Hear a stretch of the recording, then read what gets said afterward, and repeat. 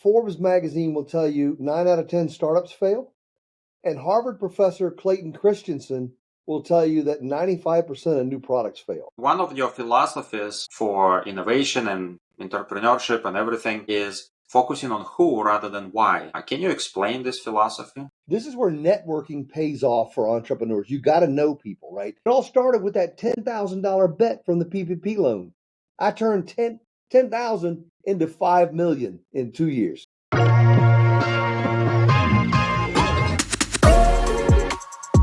Welcome. This is an Hour of Innovation podcast, and I'm your host, Vit Lyoshin. Steve Waddell joins me today to discuss why it is important to focus on who while turning your ideas into innovative and impactful products, and how to become a true valuepreneur. Welcome, Steve. Thank you for joining me today. Thank you, Vit. Happy to be here. Great.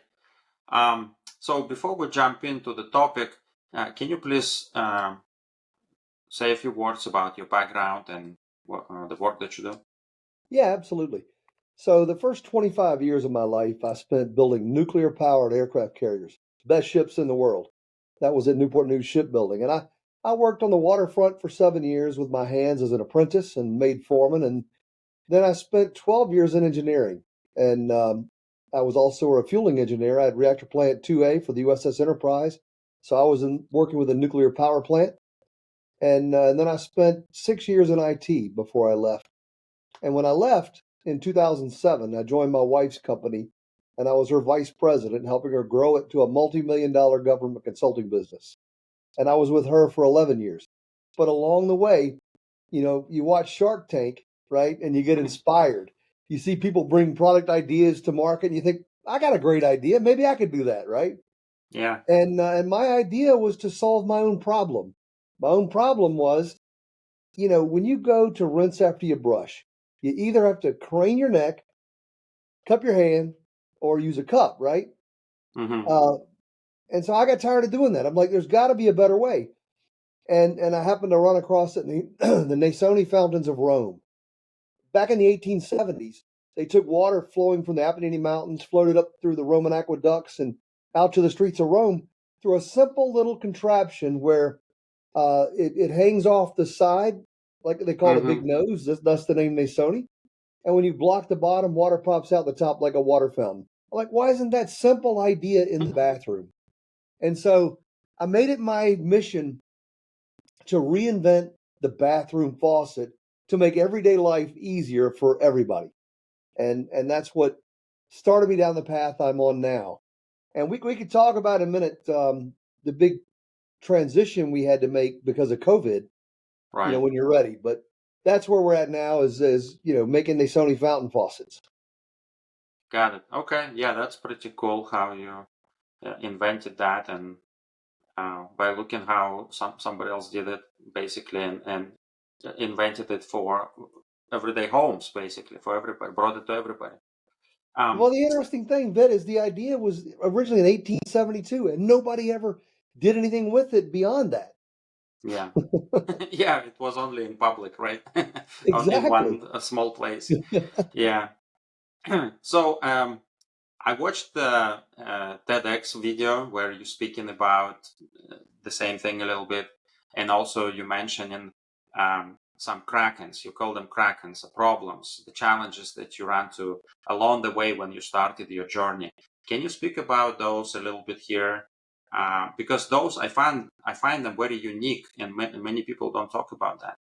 Yeah, I'd love to. Absolutely. So first of all, maybe you could share the link to my TED talk for Sure. the TEDx talk for those who hadn't seen it. But uh, if we go back to entrepreneurialism in general, right? Uh, Forbes magazine will tell you 9 out of 10 startups fail. And Harvard professor Clayton Christensen will tell you that 95% of new products fail. That's a massive failure rate. And so in my TEDx talk, I tell the story, and these are major areas where I was bit by risk, many of which you could never foresee. And I'll explain that in a minute. But I liken those to krakens because krakens are just main, the story, right? The old parable, right, of the Yeah. kraken in the ocean. And so the first kraken that hit was I didn't have a proven process to follow to bring my product to my idea to market. So it was all trial and error. And I mean, I'd never filed a patent before, didn't know when the right time was. And I came up with this idea on how to solve the bathroom faucet and make it a water fountain with a simple design. And so then I thought, first thing you think is somebody's going to steal my idea, right? So I got to Hmm. protect it. So it's everybody's first thought is your idea is going to get stolen. You got to patent it because they ask you on Shark Tank, are you patented, right? Right. So it makes you think that's the direction you need to head right off the bat. So what I did is I went back to Fiverr.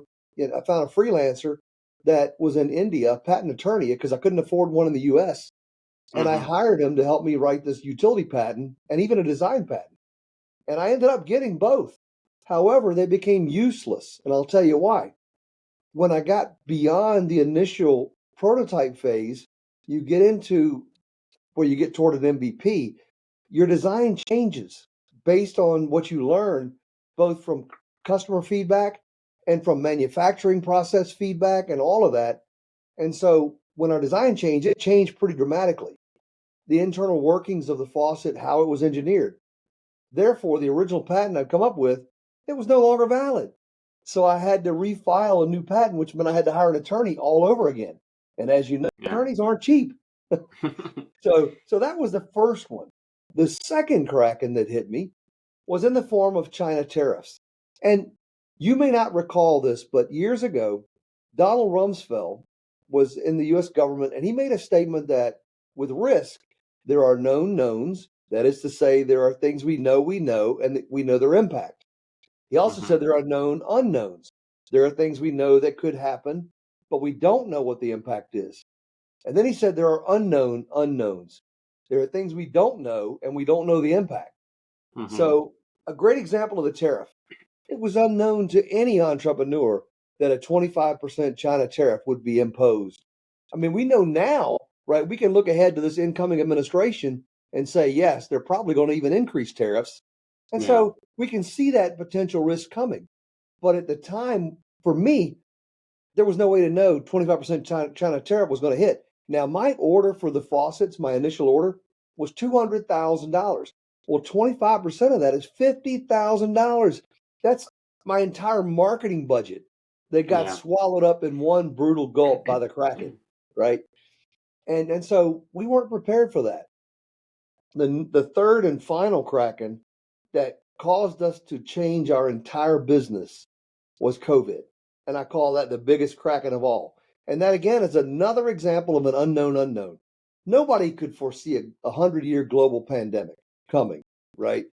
Right. And what happened at that time was, um, we had planned to hit trade shows and so forth. If you look at it, when I say I invented a fountain faucet, this is it, right? You can see you rotate the lever, it shuts off the downward flow, and it becomes a water fountain. Well, these are fantastic to demonstrate in person, but who can demonstrate it when everybody's wearing a mask, right? Right. As I mentioned in my TED talk, they didn't care about uh, bathroom faucets. Why? Because people are just simply fighting over toilet paper, right? So, anyway, I liken the Krakens to, I made it memorable in my TEDx talk about Krakens because I want people to understand that your best plans, no matter what happens in a laid out plan for a new product idea, you're going to get hit with these peaks and valleys of things going wrong and things going right, and you need to be Yeah. prepared for them. So, Yeah, this is a great story for anybody because I totally agree. There are some unknowns, and everybody should be always preparing for things like that, without even knowing then will happen. Like I'm a project manager with my day job, and I always say, hope for the best, prepare for the worst. So there's always something that can hit you, and be ready. well, I'm a certified PMP, project management professional from PMI, so I understand where you're going. And as project managers, we think about the iron triangle, right? I mean, they kind of got rid of that in the PMBOK lately, but I still like it, right? Because you think Hmm. the iron triangle is an equilateral triangle representing cost on one side, schedule, and technical. Do I have enough budget, enough time to meet the technical requirements I have to achieve. And it's shown as an equilateral triangle because when you start the project, everything should be in balance. I should have enough budget, should have enough schedule to do the technical things. But we Yeah. end up a lot of times with scope creep where the customer wants this little change. Oh, I can do that. Yeah. And then next thing you know, man, you can't meet the schedule and you need more budget because you got to use more resources. Right. Or like the things like the act of God, right? Like this pandemic thing. Who knew it will happen and we will go to lockdown? So you can't be ready for this stuff. Yeah. So one of your philosophies for innovation and entrepreneurship and everything is focusing on who rather than why. Can you explain this philosophy? I have a great example. You remember who Jamie Siminoff was? I'm not sure. I know you know the Ring doorbell, Oh right? yeah, I know that one. Yes. So Jamie's the guy that invented that, and he has a great story because he went on Shark Tank. He didn't get a deal, and he ended up, selling Ring doorbell for $1 billion to Amazon, and he went back on Shark Tank as a guest shark. And I love that story. But the thing about Jamie is he's a perfect example of why we don't start with why. You know, I like to counteract Simon Sinek because he has the most popular TED Talk, one of the most popular talks, top 10 at least, of all time, with 69 million views. And his whole motto is start with why. People don't buy what you do, they buy why you do it. But I Mm-hmm. say for entrepreneurs, that approach is wrong. We need to start with who. And let me give you an example. So with Jamie, Jamie wanted a doorbell so he could see who's at the door when he's in the garage, right? And that's why he started out inventing it. Now it has evolved into a product where police now use it for neighborhood safety. And he can build a whole suite of products around that idea. But if he'd have started out with the idea as a why of improving safer neighborhoods, he never would have thought of a Ring doorbell, Right. right? So you start off with the pain, not just a problem. You want to find pain. You know, I like to tell people, and this, I'm not the only one, I didn't come up with this idea, but there's a difference between a vitamin and a painkiller. And I Mm-hmm. go around talking to schools, universities, and others, and I always ask the students which one's better. And often people will jump up and say vitamins because they think, oh, vitamins are good for you, right? Mm-hmm. But if we think about taking them, if we miss one, who cares? But if you have pain, you need to solve that immediately, right? And Right. if you're an entrepreneur, if you can come up with a pain solving problem, pain solving solution rather to a problem, entrepreneurs, the customers rather, are then going to want to buy that solution because they need it. They want to eliminate the pain. So you want to Yeah. find a painkiller, not a vitamin. Now So there's a so market for vitamins, but it's a lot harder to sell. yeah. So what are some of the like maybe strategies or tips how to find that who that person who has that pain initially? Well, one thing is you got to have an area that you're interested in, right? You got to care about it because if it's not something you care about, you're not going to be passionate. And I'll say this, if you don't have passion, when you start to hit those krakens and they start biting at you, you're going to give Mm-hmm. up, right? It would have been easy for me to just give up when COVID hit, right? Or even when the China tariff consumed my entire marketing budget, and we had no more way. I had to start pulling money out of my 401k to keep the company alive. Okay, but Yeah. because I'm passionate about what I'm doing, and because I didn't want to let my investors down, I do have two investors. Mm-hmm. I kept pushing through. So you got to find something you're passionate about. And once you have that, then you start looking around to see who um, has a problem and a pain that you can help solve, right? I see. And for me, being passionate about what I'm doing, I come to work every day having fun. If you can't tell, I enjoy what I do. The interesting thing that to share with you is in this shift, this pivot that I had to make. And remember, that's what happens. You may be on this journey and it may look like a straight linear path, but I have totally pivoted the company. We have gone from Mm-hmm. a company that's a hardware company making a hardware product with water filters and so on, all hardware, to developing a smart sensor faucet that And I'll back up and give you this background, but we are now a software development company, a technology company, developing a smart Hmm. product for your home, right?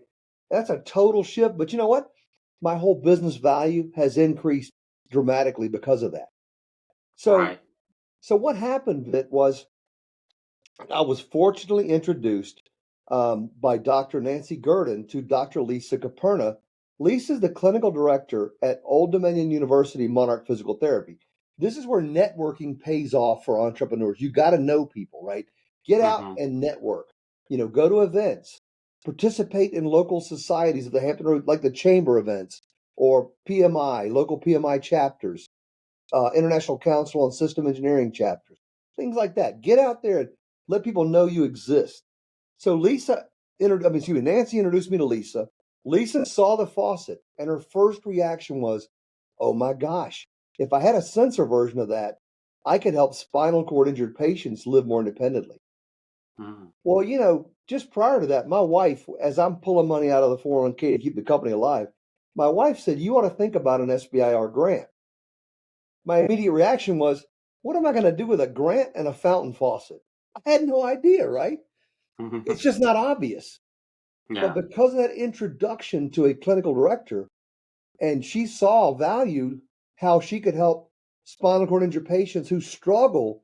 Think about it. If it's that hard for you, me and you, to use a faucet on a daily basis, that we have to crane our neck, cup our hand, use a cup, whatever, it's 10 times harder for someone with a disability, right? Right. And so that's opportunity. Like, what's the definition of opportunity? Or luck, right? It's where Hmm. preparation meets opportunity, right? The definition of luck. So I feel Yeah. lucky because I was prepared and the opportunity arose to take advantage of it. And the other thing that happened, if you remember during the pandemic, the Paycheck Protection Program loan came out from the government, PPP. Remember that? Right. I remember. So I got 20 grand out of that. And I needed every penny of that to run the company. But when I thought about applying for the SBIR grant, I did my homework first. And I learned that SBIR Phase 1 grants have a 13% win rate. What Hmm. does that tell you? It tells you 87% are going to fail, right? That's not a good average. Yeah. So that means to me, I've got to de-risk that opportunity. How do I de-risk it? I go find an expert that's good at writing grant proposals, winning grant proposals. So I went to Upwork, not Fiverr, because you're not going to find them on there. That's short-term work. But I went to Hmm. Upwork, where you can find better freelancers for things like this. And I found the best grant writer I could, the one that had won $19 million in grants at the time. Wow.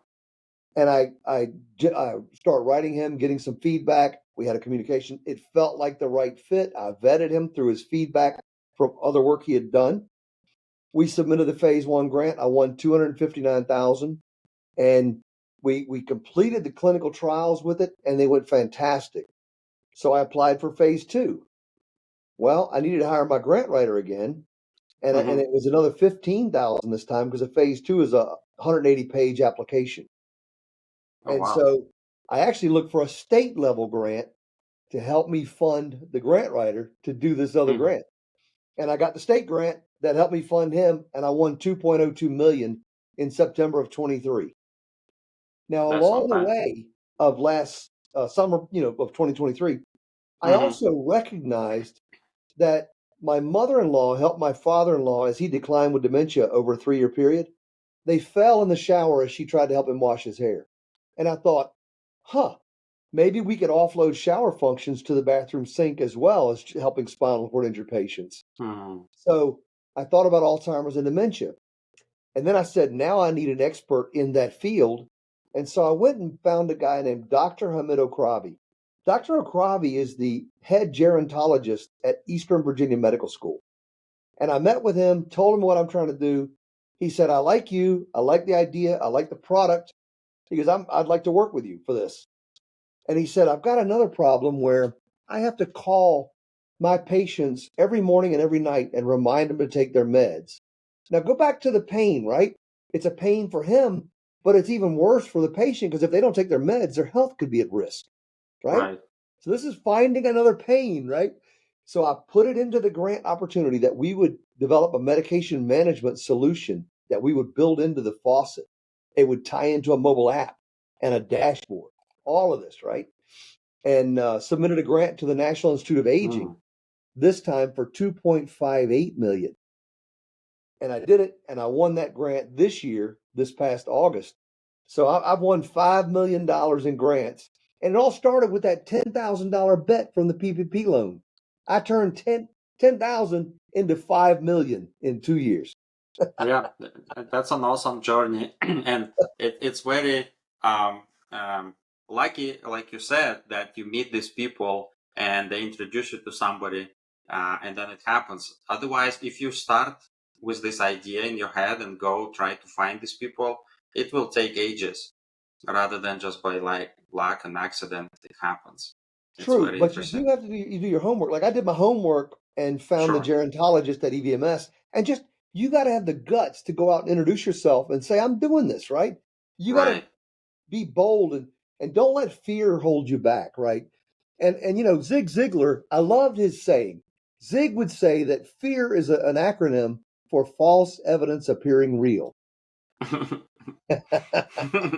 Yeah, that's If good. you don't know who Zig is, check him out on audible.com. He's got some great audiobooks.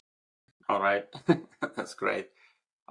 So you said you build in this next generation 2.0. You incorporate in some sensors and machines learning. Um, so you mentioned a couple of things how it can help with, I guess, like AgeTech and AbilityTech fields. What is more like the most exciting thing about that? What do you foresee in the future? How it can help all these people and things like that? Great question. So, for me, we're on this new convergence of technology, right? Where technology enablement. So think Mm-hmm. about that. Smart homes. These smart homes are happening. And even in the kitchen, we have all kind of different solutions in the kitchen for the faucet. We have pull-out sprayers, we have touch faucets, motion activated, touchless faucets, voice Mm-hmm. operated faucets. But in the bathroom, nothing, right? Same old stupid faucet.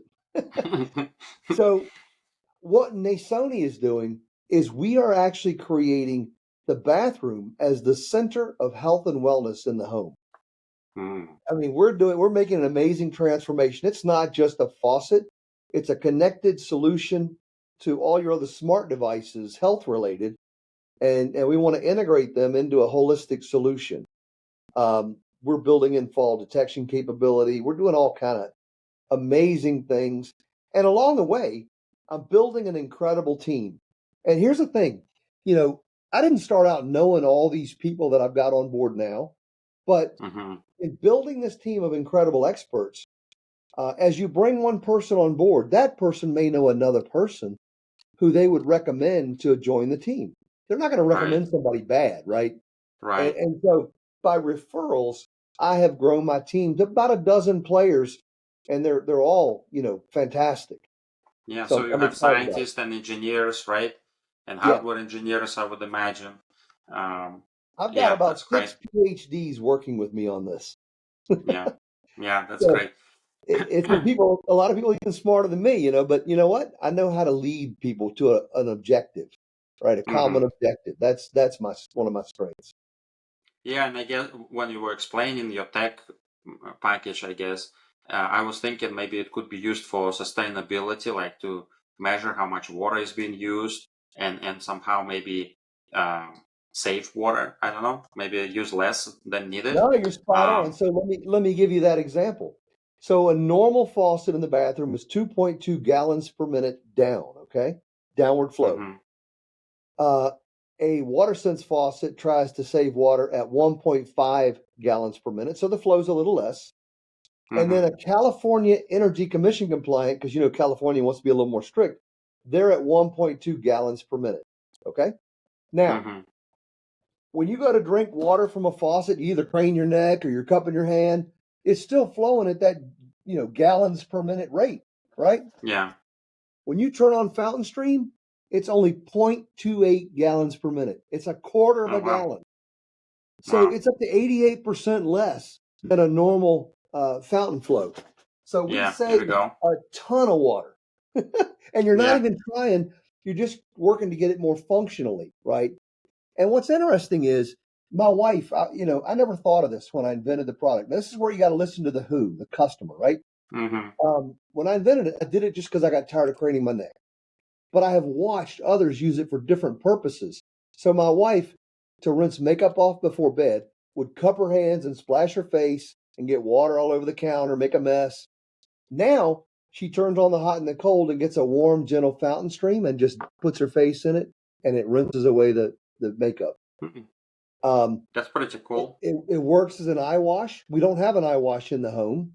If you get something Mm-hmm. in your eye, how do you get it out? Well, you can't go in the shower where the water's hitting too hard, right? And it's a perfect eye wash. I've also seen people use it to fill tall water bottles that don't fit underneath the spout in the bathroom. Mm-hmm. My father even used it to give his hair a light rinse on days he didn't want to stand in the shower. I mean, there's just all kind of different use cases you don't really think about when you first invent it. Yeah. So it's interesting to see. Yeah, it reminds me of a story I was reading about Toyota. So basically, when ages ago, when women started driving cars, they were trying to solve the problem of how to open the door with nails, long nails.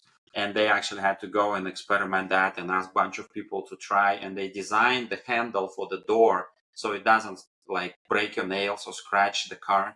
It was amazing. I was like, wow, such a attention to details to serve new market. That's awesome.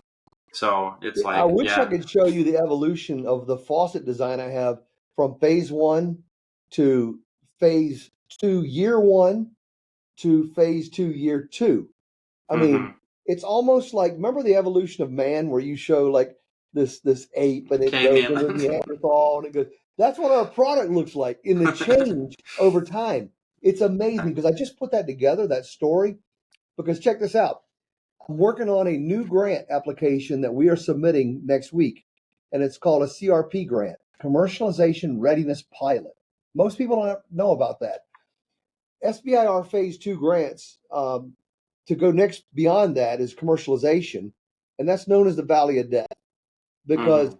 it requires getting venture capital or seed funding to go to market. And most people that have SBIR grants are not good at raising capital. So they came out with this CRP grant to help. Okay. Mm-hmm. I'm taking advantage of that by applying for it. It's $4 million over 3 years is what we're pushing for. Yeah, that's So nice. Yeah. fantastic. Yeah. So I Yeah. put together that evolution from where we were to how we've come, where we've gotten to with the grant funding. And it's an amazing story. And we put that in the CRP grant proposal. So the reviewers Okay. will see we are doing great things here. Yeah. Yeah. That's great. So let's switch gears a little bit to your book.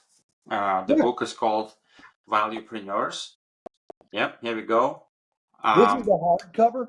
So the hardcover is full color, as you can see here, yeah, that's great.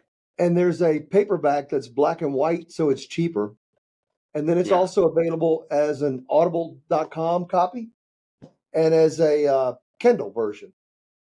Okay. Great. Many options. I guess Amazon.com is the best place to get it. Yeah, yeah, Right. absolutely. So in this book, you outline in like multi-stage, multi-step framework or process. Can you explain it high level here a little bit so people know Yeah, what we're let me do talking that. about? So it's a fun story.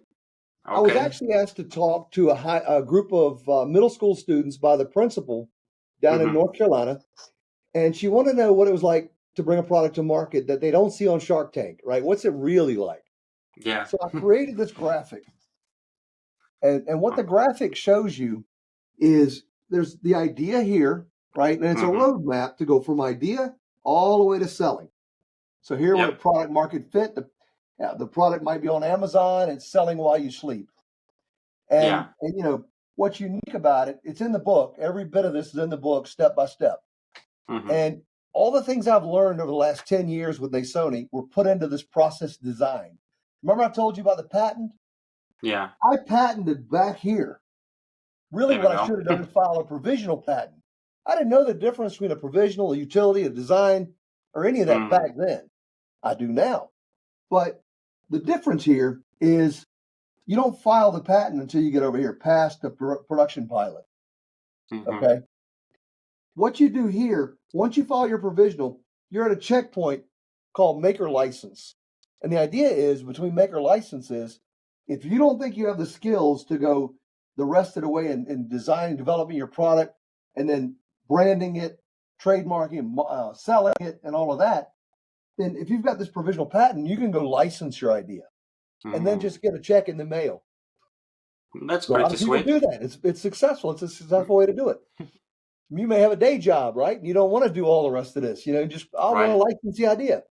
And there's a great book Stephen Key wrote called One Simple Idea. So if you want to learn about licensing, go get Stephen Key's book, One Simple Idea. But if you can go all the way, then you're going to go through the next steps, right? So that's why this process is here. Now, there's a really interesting story about the name of the book, Valuepreneurs. Where did the name come from? So when I first started writing the book, I thought, you know what? Execution is where everybody fails, right? Because it's hard. Yeah. So the title of the book at the time was called Legends Execute. And I was on a phone call with Jason Pfeiffer. Do you know who he is? No. Jason is the editor-in-chief of Entrepreneur magazine and entrepreneur.com. And I'm on a Zoom call with him, and I tell him about the book, and he goes, I think you need a different title. He goes, everybody knows execution's where it's at nowadays. He said, have you ever heard of the book called The Third Door?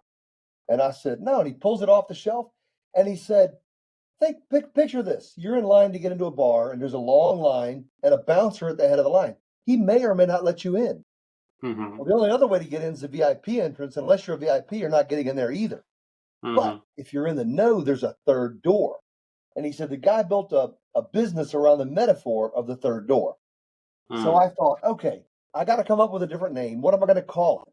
And I'm racking my brain, man. I said, Chat GPT, give me 100 different titles I could use. I didn't like any of them. And so one day my wife and I went to the Outer Banks, North Carolina on vacation with another couple. We stayed at a big cottage on the ocean front, and they had a movie theater room. We're watching a movie, and all I'm doing is thinking about my book. And I think, what's different about my process than anybody else?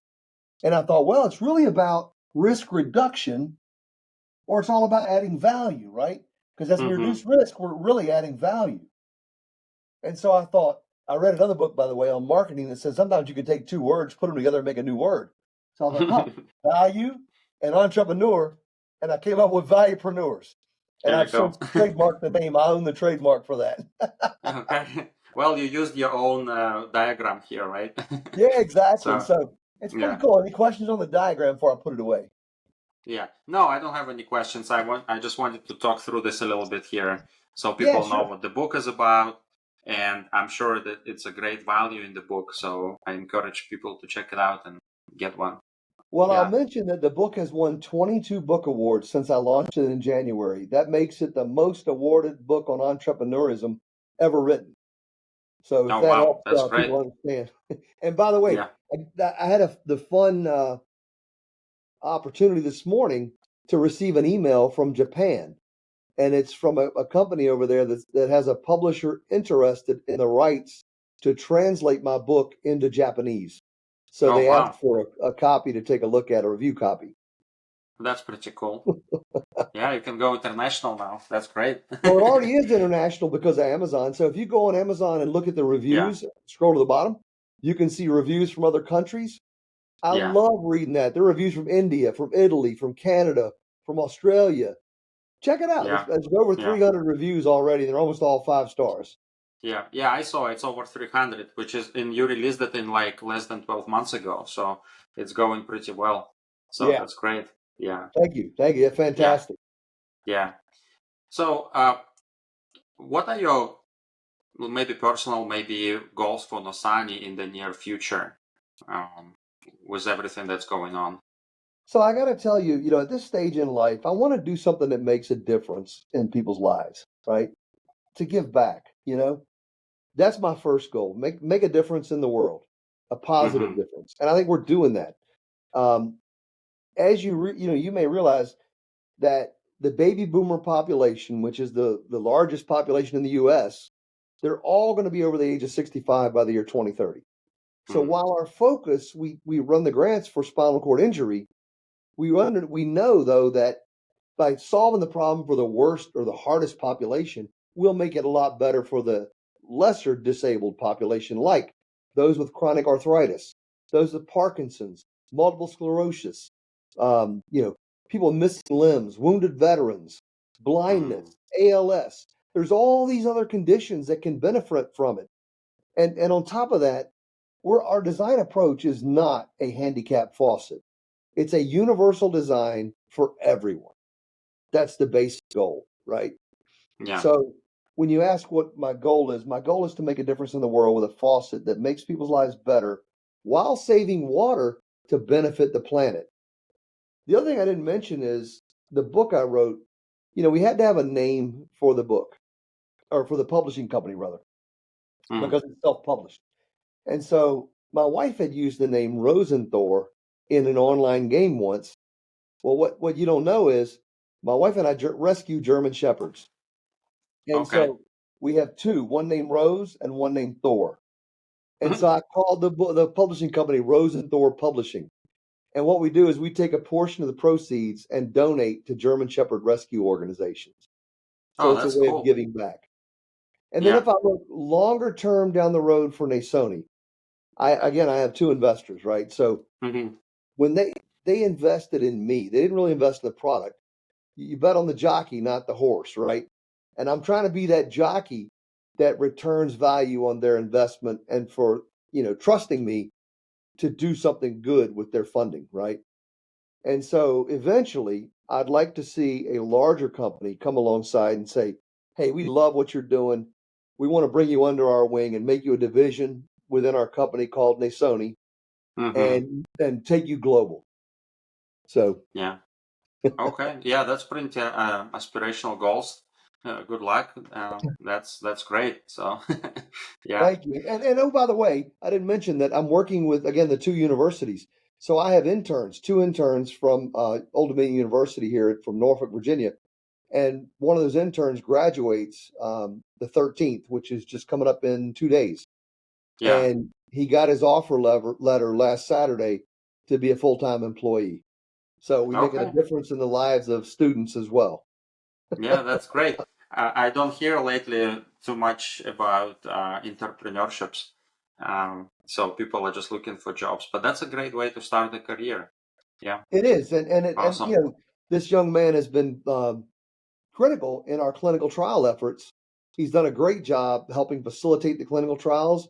As you work with a product and you're testing it with all, spinal cord injured patients, if the product fails in any way, if something doesn't work right, you need Hmm. somebody who knows how to handle those. And he's done a fantastic job of facilitating that.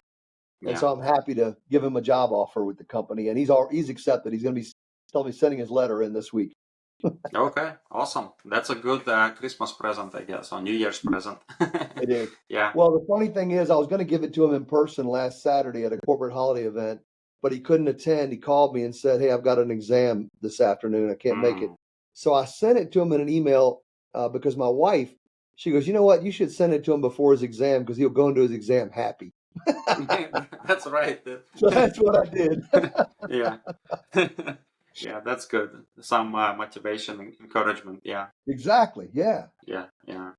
So, what would be your advice as a parting advice, I guess, here to anybody who's thinking about inventing something or they have an idea and they hesitate? They want to be on an entrepreneurship journey, but kind of hesitate. So two things. Number one, I wrote the book to give everybody my advice, the best advice I could. And I spent a lot of time not only making the book the best writing I could, but also you'll notice I showed you the color version. There's a lot of Hmm. graphics to help Hmm. make sure that the learning is conveyed. And check it out. Check out the book. You can do the preview on Amazon with the preview feature to see kind of what it's like. But I'd also encourage you to look at the reviews and at what others have said. And some of the reviews will tell you it's like a mentor by your side. The book is Hmm. written in that kind of fashion. And so if you want my help, because there's many different people, the best way I knew to give help back is to write the book. That's the Hmm. first thing. Second thing is, if you want some encouragement, watch the TED Talk too. Start with who, not why. And you'll learn a valuable lesson on why it's important to start with who and not why. Don't listen to Simon Sinek if you're an entrepreneur. Follow my approach. I promise you it'll help. It'll pay off. And then lastly, I'll mention I have another book in the works that I'm thinking about doing, and it's around the trifecta of what I close with in my TEDx talk around who, process, and impact. And maybe we'll be talking about that one day in the future. Okay, sounds good. Yeah, we can talk about that one in the next episode. Awesome. Yeah. All right. Thank you very much, Steve. It's been a pleasure talking to you and a lot of good stories and information and encouragement. I hope people will really love it. Vit, the honor's been mine, and I appreciate you having me on the show, and I wish the best to your listeners and to you. Thank you very much. You're All right. welcome. Bye-bye.